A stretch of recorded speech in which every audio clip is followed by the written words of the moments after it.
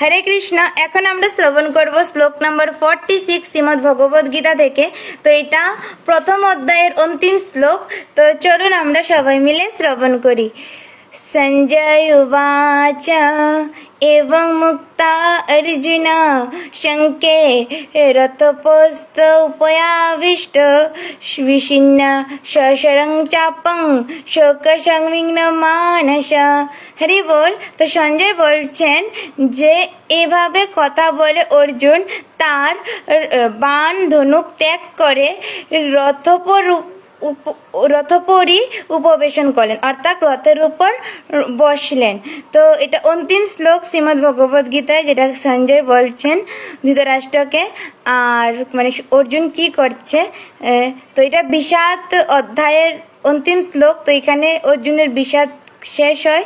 আর আগামী চ্যাপ্টারগুলিতে আমরা ভগবানের বাণী শ্রবণ করব, যে ভগবান অর্জুনকে কি বলছে। তো সবাই শ্রীমদ্ ভগবদ গীতা পড়বেন। হরি বল। হরে কৃষ্ণ। রাধে রাধে।